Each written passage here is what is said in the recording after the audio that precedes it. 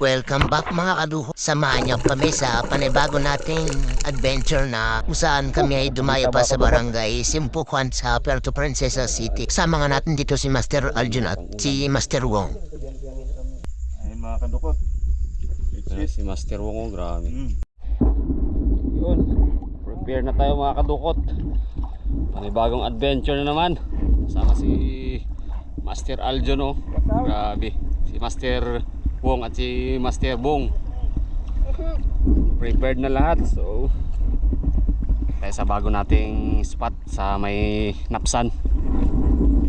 Sana maka-harvest tayo ngayon mga kadukot. Let's go!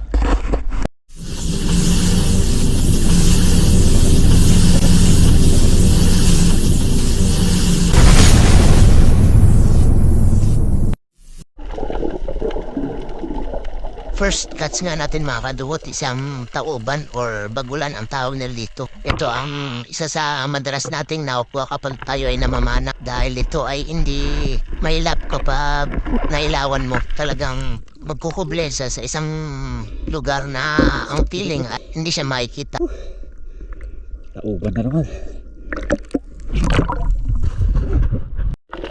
Ito isang nakuha natin mga kaduhot, isang damgit or tagbago ang tawag nila dito. Napakagandang tama. Headshot talagang hindi na makawala pa. Pagkatapos na mahuli yung isang danggit, sumilip ako sa unang bahagi. At eto, may naghihintay sa atin, napakalaking pakul. Agad nating tinira. At ayun, napakagandang tama. Stone shot na naman mga kaduhot. At agad na akong umahon para kumuha ng hangin dahil napakahirap itong hugutin sa kanyang butas mga kadukot. At nung akin ang sumbukang hilain, talagang hindi ko kaya, napakatigas pa na itong hilain dahil lang kanyang buto ay kanyang binabara sa bato. Kaya tumingi ako ng tulong kay Master Aljun upang magsagawa ng second shot. Pero nung kanyang panahin, munto lang ang kanyang pana, hindi tumalab. Kaya sinubukan niya na lang itong hilain at ayun, successful lang kanyang pagdukot mga kadukot. Maraming salamat nga pala dito kay Master Aljun dahil isang tawag na natin sa kanya agad niya tayong tinulungan. Hindi nagdalawang isip na tulungan tayo para makuha ang itong napakalaking pakul. Yan, shout out sa Master Aljun Indensya. At sa pagpapatuloy ng ating pamamana nakaulit tayo ng pusit at eto pa, isang napakalaking pugita. Yan. Ganito lang kadaling huliin ang mga pugita mga kadukot kapag siya ay nasa kanyang butas. Kikilitiin lang natin siya at para sa lumabas sa kanyang butas at saka natin siya hulihin. Kapag lumabas na sa kanyang butas mga kadukot, kakamain mo lang agad yung kanyang ulo at agad mo isubo ang kanyang mata. What I mean, kagatin pala yung pagitan ng kanyang sa pagitan ng kanyang mata. Ayan, Pugita mga kadukot. para tuluyan siyang manghina mga kadukot. Pagbubudo. Thank you Lord.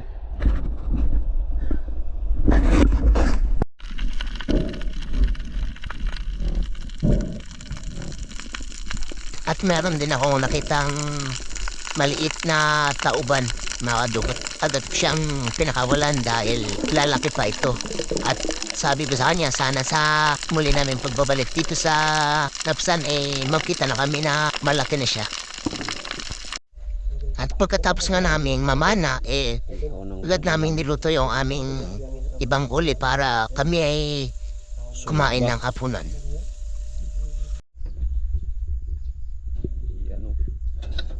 Grabe talaga. Kain ng mga idol. Ay mga kadukot. Si Master Wong, oh, grabe. May kinilaw pa na ano pa? Saklobo. Taklobo at mulmul. Grabe si Master Chef.